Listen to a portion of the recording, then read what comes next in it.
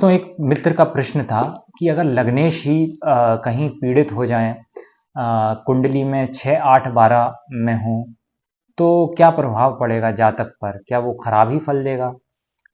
तो मैं आज इस पर ही बात करने वाला हूं कि जब लग्नेश पीड़ित हो जाएं, सिर्फ 6, 8, 12 नहीं, और भी जो स्थितियां बन सकती हैं उन पर भी मैं बात करूंगा। दोस्तों, असल में क्या है कि लग्नेश व्यक्ति का पूरा व्यक्तित्व है। अगर वो पीड़ित हो जाए बहुत ज़्यादा तो ये बात सच है कि व्यक्ति बहुत परेशान होता है जीवन में। लेकिन ज़रूरी नहीं, वो बहुत रेयर केसेस हैं जब वो बहुत ये सिर्फ इतना ही नहीं है कि 6, 8 और 12 में लग्नेश है तो वो परेशान ही रहेगा बहुत ज़्यादा, ऐसा नहीं है। और भी कुछ परिस्थितियां हैं, उनकी मैं बात करूंगा। 6, 8 और 12 के अलावा कुछ बहुत जो जटिल सिचुएशन होती है जहाँ पे लग्नेश परेशान करने वाली स्थिति क्रिएट कर देते हैं, वो ये है कि एक तो पहले से 6, 8, 12 में है, ठीक है, और इनमें सबसे ज़्यादा कष्टकारी 8वें भाव में होना होता है, क्योंकि 8वां घर मृत्यु का भी एक घर है। पहले मैं इस बात को मानता नहीं था, मैं सिर्फ उसको आयु भाव मानता था, लेकिन समय के साथ मुझे दिखा ये कि 8वां जो भाव है ना, वो बहुत प्रॉब्लमेटिक है, क्योंकि वहां ना एक मृत्यु तुल्य जो है ना, आयु ही नहीं है, क्योंकि आयु और मृत्यु जुड़े ही हुए हैं, तो वो मृत्यु हम मान सकते हैं। वहां मृत्यु स्थान भी देखा जाता है 8वां भाव। 6वां भाव तो सिर्फ रोग है ना। तो 8वें भाव में लग्नेश का जाना सबसे ज्यादा पीड़ादायी बन सकता है। कब? तब जब 8वें भाव में भी हैं, शनि राहु से भी पीड़ित हैं, और शनि राहु उस लग्न के जो स्वामी हैं, जो लग्नेश है, उसके शत्रु हैं अगर मान लीजिए, तो ऐसी स्थिति में बहुत समस्या हो जाती है। और अगर शत्रु ग्रह, मैंने ऐसी कुंडलियां देखी हैं जहां लग्नेश 8वें भाव में है और शत्रु ग्रहों के साथ युति किए हुए हैं, दृष्टि भी शनि की है या शनि भी साथ बैठे हुए हैं, तो ऐसा जातक बहुत परेशान होता है जीवन में, उसको संभालना मुश्किल हो जाता है, घर वालों के लिए भी, और ज्योतिषी भी समझ नहीं पाते कि भाई क्या उपाय करें, कितने ग्रहों के उपाय बताएं, एक दो हों तो समझा जाए।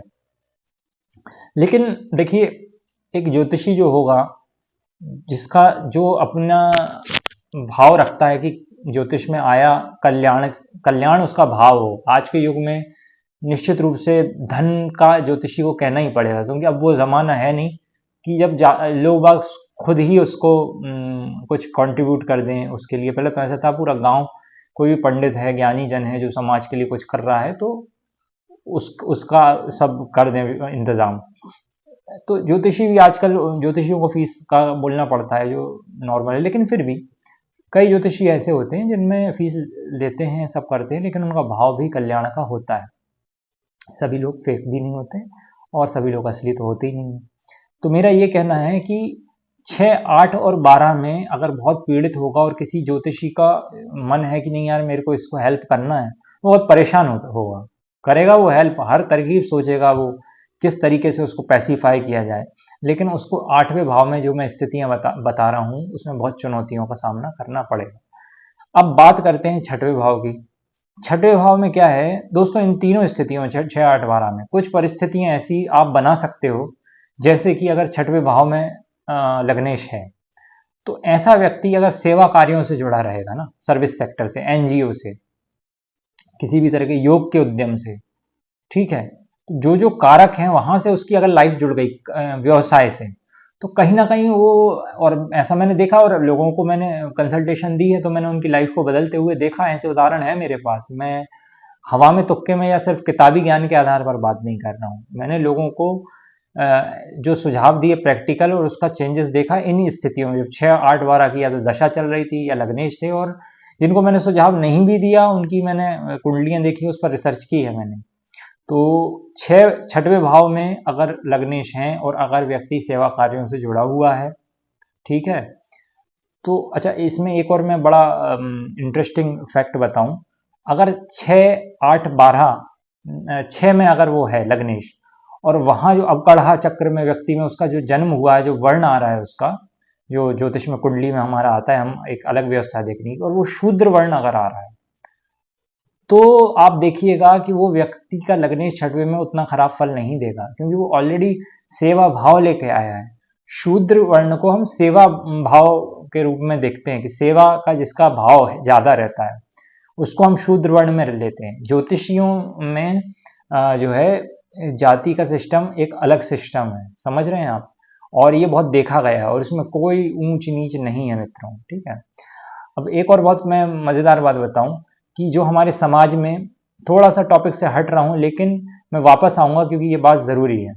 समाज में हमारे ये लोग बहुत इवन जो तथाकथित शूद्र जो हम कहते हैं उसमें आते हैं वो लोग, कई उनके नेता जो होते हैं ना, वो ये पॉलिटिक्स में ये कमेंट अक्सर करते पाए गए हैं, उनके चिंतक विचारक ये करते पाए गए हैं कि चरण जो है वो आपने, चरण, ब्राह्मणों ने तो चरण बता दिया भगवान का, इन्हें सबसे नीचे रखा है शूद्रों को।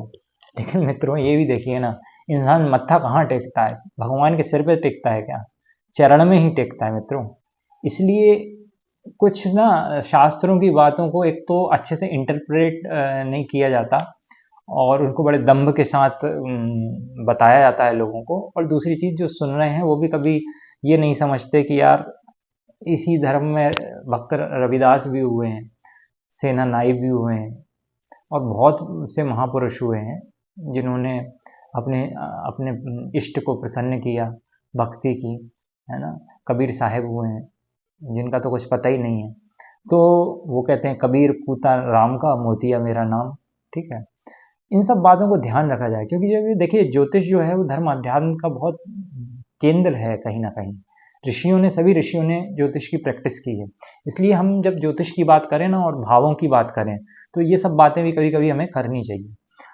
तो छठवें भाव में जो मैं बात कर रहा था, मैंने एक आपको फैक्ट बता दिया। अगर वो ज्योतिष में अवकढ़ा चक्र में व्यक्ति विवरण जो आता है ना कुंडली में, उन दोनों में से कहीं देखिएगा तो वहाँ जो वर्ण आते हैं, योनि आती है, उसमें अगर वो शूद्र में आ रहा है और छठवें भाव में उसका लग्नेश है तो उसका लग्नेश किसी तरह से नेगेटिव फल नहीं देगा, थोड़े बहुत उसको सेल्फ डाउट में होगा, उसको सपोर्ट सिस्टम मिल जाएगा। अक्सर ये होता है 6वें 8वें 12वें में अगर लग्नेश हैं तो ऐसे व्यक्ति को कोई ना कोई इमोशनल सहारा, कोई ना कोई साइकोलॉजिकल सहारा कभी कभी लगता है। और अब बाकी योग ठीक है, बृहस्पति ठीक है, चंद्र ठीक है और कोई लग्न पर शुभग्रह की दृष्टि है तो उसको बहुत अच्छे मार्गदर्शक जीवन में मिल जाते हैं। 6वें भाव का थोड़ा मैंने बता दिया। दूसरी बात है 8वां भाव।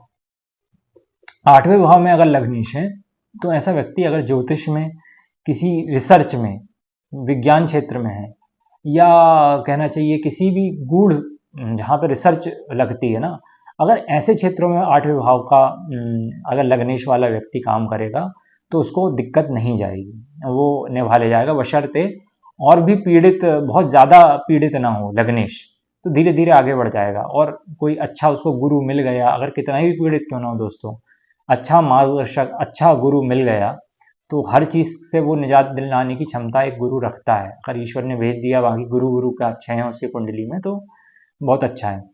अब 12वें में जब लग्नेश है तो ऐसा व्यक्ति विदेश में बहुत अच्छा काम कर सकता है। घर से अगर विदेश नहीं जा पा रहा, जरूरी नहीं है भाई कि सब अमेरिका चले जाएं, समझ रहे हैं, लेकिन अगर सामने वाला अपने घर से थोड़े दूर चला जाए या उसके घर वाले कहीं उसकी दूर व्यवस्था करके उसको कहीं ना लगा दें, पहले से उसको इस तरह से प्रिपेयर कर लें। आने वाले समय में ज्योतिष यूनिवर्सिटीज़ में तो आ ही गया है। एक समय ओशो की भविष्यवाणी थी, ओशो जब जीवित थे तब यूनिवर्सिटीज़ में नहीं था। ओशो ने ये कहा था आने वाले समय में ये विषय पढ़ाया जाएगा यूनिवर्सिटीज़ में और ये बहुत इंपॉर्टेंट, इसे पढ़ाया जाना चाहिए, वो पढ़ाया जा रहा है। लेकिन आने वाले समय में इसकी अवेयरनेस होगी, लोग बाग उस हिसाब से प्रिपेयर करेंगे अपनी फ्यूचर जनरेशन को।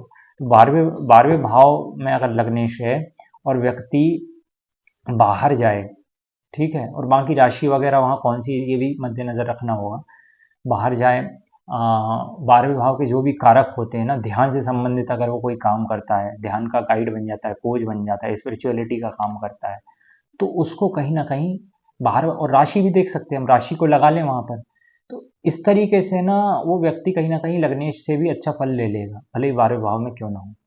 तो इस बारे में मैंने आज बात करी क्योंकि प्रश्न था एक जिज्ञासु का। बाकी और कोई संदेह हो, कभी कोई बात करना हो तो हम निश्चित रूप से बात करेंगे। तब तक के लिए नमस्कार।